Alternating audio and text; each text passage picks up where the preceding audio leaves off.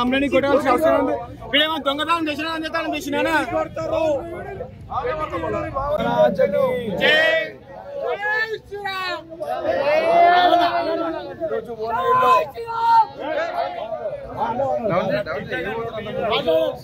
భువనగిరిలో ఎంతో భక్తి శ్రద్ధతోని యువకులంతా కూడా 9 నవరాత్రులు గణనాథుని పూజించుకొని భువనగిరిలో ఎంతో ఆధ్యాత్మికంగా పెద్ద చరిత్ర ఉంది. ఎందుకంటే గతం నుంచి కూడా యావత్ తెలంగాణ మొత్తంలో కూడా భజన చేస్తున్నారంటే భువనగిరి అని చెప్పేసి ఇవాళ మొత్తం తెలంగాణ వ్యాప్తంగా తెలుసు.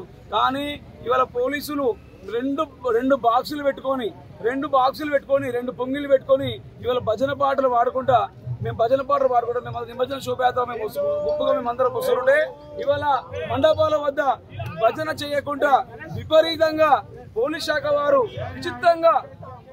విపరీతంగా లాఠీ చార్జ్ చేయడం జరిగింది. ఇలా ఎప్పుడైనా కూడా సమ్మర్ దగ్గర ఎవరైనా కూడా ప్రతి వినాయకుడు స్వతంత్రంగా అంటే దేశం కోసం దేశభక్తి కోసం లేకుంటే మనం ఆధ్యాత్మికంగా ప్రత్యేకంగా కొన్ని పాటలు రాసి ఒక దేశానికి సందేశాన్ని ఇచ్చే చరిత్ర ఈ భువనగిరికి ఉంది. ఈ భువనగిరిలో ప్రత్యేకంగా సంవత్సరం నాడు సంవత్సరం మీద 9 నవరాత్రులు పూర్తి చేసుకున్నాక నిమజ్జన శోభయాత్ర రోజు ఖచ్చితంగా పాడతారు.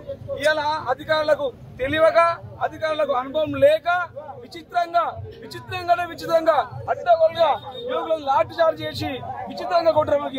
ఇవాళ హిందువుల పండుగల కనుకనే ఆంక్షలు ఉంటాయి. ఇలా అదే ముస్లింల పండుగ కంటే ఆంక్షలు ఉంటాయి. ఇవాళ నువ్వు 5 సార్లు ప్రతిరోజు 5 సార్లు నువ్వు కూడా బైక్ పెట్టినా కూడా ఎంత సౌండ్ పొల్యూషన్ ఉన్నా కూడా ఎవరు కూడా పట్టించుకోడు.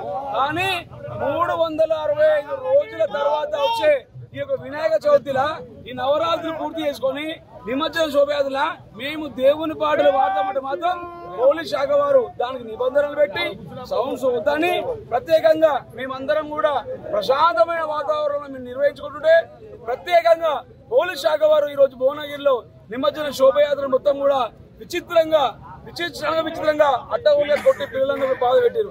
కాబట్టి ప్రభుత్వాన్ని మేము ఒకటే కోరుతున్నాం. ఇలా హిందువుల పనులపైన ఆంక్షలు పెట్టి ఈరోజు భువనగిరిలో మొత్తం కూడా విచిత్రంగా కొట్టరు. కాబట్టి ఖచ్చితంగా ఏసీపీ గారు ఖచ్చితంగా భువనగిరి గణేష్ ఉత్సవంతో పాటు ఈ మండపాలలో ఎక్కడైతే జరిగిందో లాఠీ చార్జీ వాళ్ళ క్షమాపణ చెప్పాలని బహిష్కరంగా మేము చర్చ చేస్తా ఉన్నాం.